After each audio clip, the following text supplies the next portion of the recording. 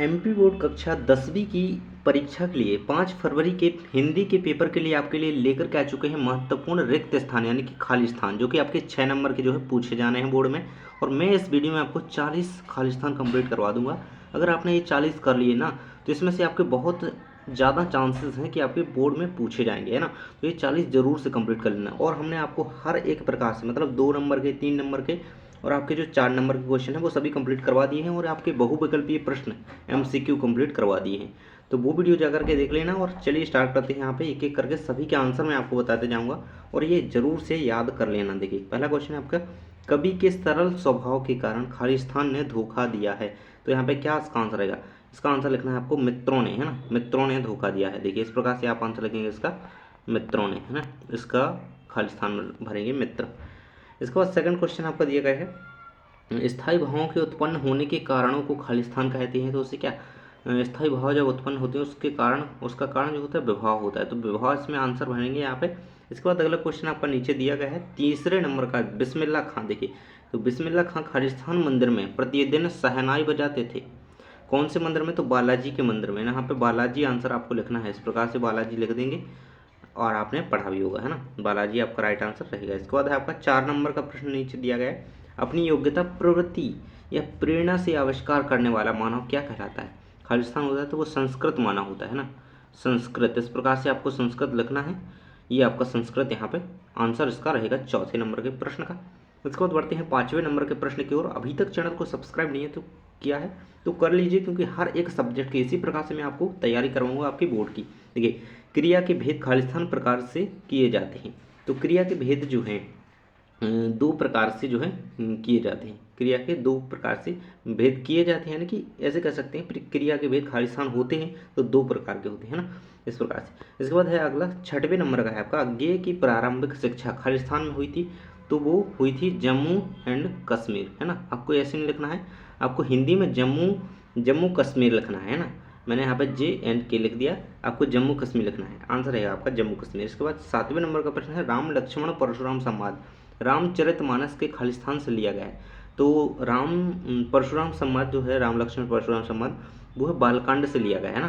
तो बालकांड आप यहाँ पे आंसर भर देंगे। ये आपका 7वें की प्रश्न का जो है उत्तर हो जाएगा, बालकांड यहाँ पे भरेंगे। इसके बाद बढ़ते हैं अगले क्वेश्चन की ओर। एक एक करके सभी याद करते जाइए, बिल्कुल, है ना। इसके बाद है आपका उत्साह कविता की भाषा खालिस्तान है।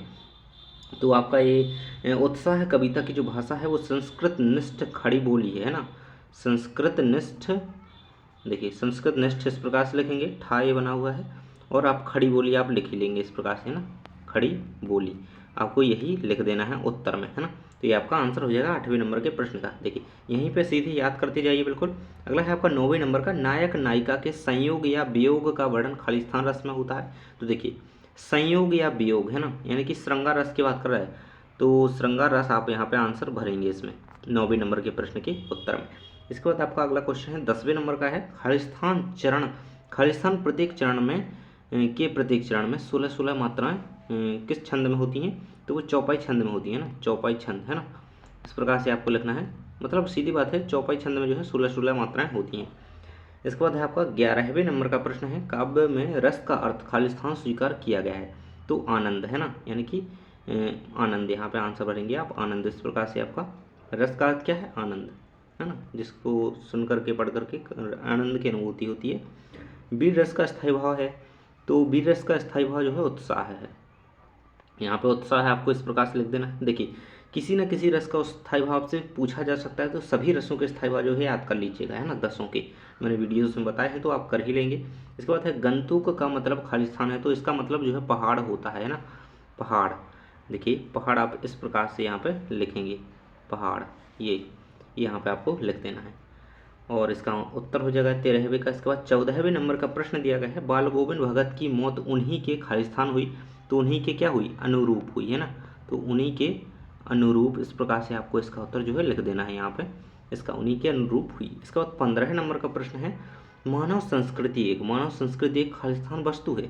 तो मानव संस्कृति क्या है? एक जो है अविभाज्य वस्तु है ना, अविभाज्य, इस प्रकार से लिखेंगे, अविभाज्य। इसका उत्तर रहेगा अविभाज्य, है ना। 14-15 कंप्लीट हो गए। और अभी तक वीडियो को लाइक नहीं किया तो जल्दी से कर दीजिए और सारे वीडियोस जा करके देख लेना, जिससे आपके हर एक क्वेश्चन यानी कि जिस जिस प्रकार से क्वेश्चन आना है सबकी तैयारी हो जाए, है ना। कम से कम 2 शब्दों व पदों का मेल खालिस्तान में होता है।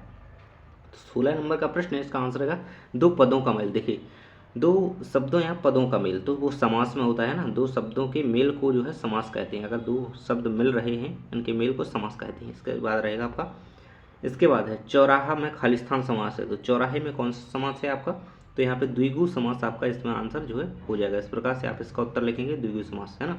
17 का उत्तर। इसके बाद 18 नंबर का प्रश्न है, नवाब साहब ने खीरे की खालिस्तान फाँकों को बाहर फेंक दिया। तो 2 फाँकों को, है ना, 2 उत्तर लिख देंगे यहाँ पे, ये आपका आंसर रहेगा। इसके बाद 19वें नंबर का प्रश्न है, लेखिका मन्नू भंडारी का जन्म खालिस्तान गांव में हुआ था। तो यहाँ पे भानपुरा गांव में इनका जन्म हुआ था। भानपुरा, देखिए इस प्रकार से आपको लिख देना है भानपुरा ना, ये आंसर आपका हो जाएगा। इसके बाद है आपका 20वें नंबर का प्रश्न है, तो चाय के बागानों में कई खालिस्तान के बोकू पहने चाय पत्तियां तोड़ रही थी। तो कई खालिस्तान की, है ना, तो कई युवतियां, आंसर भरेंगे आप यहाँ पे, कई युवतियां, है ना, इस प्रकार से युवतियां लिखा हुआ है ये, है ना, तो ये लिख देंगे उत्तर में। इसके बाद आपका अगला क्वेश्चन है 21वें नंबर का, कविता के रचना विधान को खालिस्तान कहा जाता है। तो कविता के रचना विधान को देखिए, छंद, छंद जो है कविता में मुख्य रचना होती है। कविता का जो है रचना विधान जो होता है इन्हीं से मिलकर के बनता है, मतलब छंद से मिलकर के ही कविता का निर्माण होता है, तो वो छंद रचना विधान कहा जाएगा। छंद उत्तर में लिख देंगे। इसके बाद 22 नंबर का प्रश्न है, पुस्तकालय शब्द का संधि विच्छेद खालिस्तान है। तो क्या लिखेंगे, इसका उत्तर जो है पुस्तक प्लस आलय, है ना, पुस्तक प्लस आलय, है ना, संधि विच्छेद इसी प्रकार से आप यहाँ पे लिखेंगे। ये रहेगा आपका पुस्तक प्लस आलय, इसका संधि विच्छेद पुस्तकालय का। इसके बाद 23 नंबर का प्रश्न है, आश्रय के चित्त में उत्पन्न होने वाले अस्थिर मनोविकारों को खालिस्तान कहा जाता है। तो उन्हें संचारी भाव कहा जाता है। देखिए संचारी भाव इस प्रकार से लिख देना है, संचारी भाव, ये आपका उत्तर रहेगा इसमें 23वें नंबर के प्रश्न में। संचारी लिखा हुआ है ना, इनकी संख्या कितनी होती है, नीचे के क्वेश्चन में पूछा गया है। संचारी भावों की संख्या खालिस्तान होती है तो 33 होती है, याद रखिएगा, मोस्ट इंपोर्टेंट पॉइंट है ये। संचारी भावों की संख्या 33 होती है। इसके बाद है भोलानाथ और उनके साथी। देखिए भोलानाथ और उनके साथी खालिस्तान के बिल से पानी उलीचने लगे, है ना, तो चूहों के बिल से पानी जो है उलीचने लगे, है ना, चूहों यहाँ पर राइट आंसर आपको भर देना है। देखिए अभी तक वीडियो को लाइक नहीं किया है, दोस्तों के साथ शेयर नहीं किया है, तो जल्दी से कर दीजिए ताकि वह भी अपनी परीक्षा की तैयारी कर पाए, क्योंकि ज़्यादा वक्त अब नहीं बचा है। निराला की अधिकांश रचनाएं खालिस्तान छंद में मिलती हैं, तो मुक्तक छंद में मिलती हैं। मुक्तक छंद आपको यहाँ पे इस प्रकार से मुक्तक लिख देना है। मुक्तक छंद में निराला की जो अधिकांश रचना है मुक्तक छंद में रचित हैं, है ना। इसके बाद 27वें नंबर का प्रश्न नीचे दिया गया है, निर्गुण धारा में ज्ञानमार्गी शाखा के कवि, तो कौन है वो, कबीर हैं। ज्ञान मार्गी की बात कर रहा है ना, निर्गुण धारा में। अगर यहाँ पर ज्ञान मार्गी की जगह प्रेम मार्गी होता तो यहाँ पे आप मलिक मोहम्मद जायसी आंसर लिख सकते थे। इसके बाद है आपका 28 नंबर का प्रश्न, आचार्य भरत ने खालिस्तान को काव्य की आत्मा माना है। तो रस, आचार्य भरत ने जो है रस को जो है काव्य की आत्मा कहा है। रस आपका उत्तर हो जाएगा 28वें का। ये आपका 29वें नंबर का प्रश्न है, जिसके प्रति स्थायी भाव उत्पन्न हो वह, तो वह आलम्बन विभाव कहलाता है ना। आलम्बन विभाव किस प्रकार से लिखना है, देखिए पहले आलम्बन लिख देंगे और विभाव इस प्रकार से आपको लिख देना है। देखिए आलम्बन विभाव, ये आपका उत्तर हो जाता है। बार बार पढ़ रहा हूँ ताकि आपको याद होता जाए। इसके बाद है 30 नंबर का प्रश्न है, श्रृंगार रस का स्थायी भाव खालिस्तान है। तो आपको पता होगा श्रृंगार रस का स्थायी भाव जो है रति होता है। देखिए मैंने कहा ना एक का आपका पूछा ही जाना है, तो आपको बिल्कुल से सभी रसों के स्थायी भाव जो है याद कर लेना है ना। इसके बाद है करुण रस का स्थायी भाव क्या है, खालिस्तान है, तो शोक है। करुण रस का स्थायी भाव शोक है। इसके बाद बढ़ते हैं 32वें नंबर के प्रश्न की ओर, सूर की भक्ति, है ना, सूर की भक्ति खालिस्तान की है, तो किस भाव की है, साख्य भाव आप यहाँ पर खालिस्तान में भरेंगे, साख्य भाव इस प्रकार से लिख देना है। ये रहेगा आपका साख्य भाव, है ना, ये यहाँ पे कंप्लीट। इसके बाद है आपका 33 नंबर का क्वेश्चन है, गोपियाँ उर्धव को खालिस्तान मानती हैं, तो बड़भागी, है ना, उर्धव तुम हो अति बड़भागी, आपने पढ़ी है ना ये जो है, तो उसमें बड़भागी कहा गया है उर्धव को, है ना। तो गोपियाँ बड़भागी जो है उर्धव को मानती हैं, तो इस प्रकार से आपको बड़भागी यहाँ पे लिख देना है। इसके बाद आपका अगला क्वेश्चन है, कवि सूर्यकांत त्रिपाठी निराला का जीवन खालिस्तान से भरा था, तो दुखों एवं संघर्षों से, है ना, दुखों या लिख देंगे या फिर संघर्षों, इस प्रकार से लिख देंगे, दुखों या संघर्षों, ये कोई चल जाएगा, लेकिन आप दोनों लिख देंगे तो वो और भी बढ़िया रहेगा, दुखों एवं दुखों व संघर्षों से, इस प्रकार से लिख देंगे उत्तर। इसके बाद अगला क्वेश्चन है, दिक् प्लस अंबर की संधि खालिस्तान होगी, तो दिक् प्लस अंबर मिलकर के क्या बनेगा, तो दिगंबर बनेगा, है ना, दिगंबर, इस प्रकार से आपको लिख देना है। दिगंबर। इसके बाद अगला क्वेश्चन है आपका 36वें नंबर का है, रसोई घर खाली स्थान समास का उदाहरण है। तो रसोई घर जो है तत्पुरुष समास का उदाहरण है ना, तत्पुरुष, इस प्रकार से आपको यहाँ पर लिख देना है, तत्पुरुष समास का उदाहरण है रसोई घर। इसके बाद अगला क्वेश्चन है आपका 37वें नंबर का, महाकाव्य में जीवन का खालिस्तान चित्रण होता है। तो यहाँ पे आपको खालिस्तान में यहाँ पे भरना है समग्र, है ना। महाकाव्य में क्या होता है, समग्र जीवन का चित्रण होता है, जबकि खंडकाव्य अगर यहाँ पे लिखा होता तो खंडकाव्य में जीवन की किसी एक घटना का चित्रण होता है या फिर किसी आंशिक घटना का जो है चित्रण खंडकाव्य में होता है, और महाकाव्य में क्या होता है, संपूर्ण जीवन का चरित्र चित्रण किया जाएगा। इसके बाद है अभिनय तत्व की प्रधानता खालिस्तान में होती है। तो अभिनय तत्व की प्रधानता जो है किस काव्य में होती है, तो दृश्य काव्य में होती है ना, दृश्य काव्य। हर प्रकार से क्वेश्चन को देख के चलिएगा ताकि आपका किसी रूप में पूछा जाए तो याद रहे, है ना। देखिए, दाल ना गलना मुहावरे का अर्थ है, क्वेश्चन है आपका, दाल ना गलना मुहावरे का अर्थ खालिस्तान है।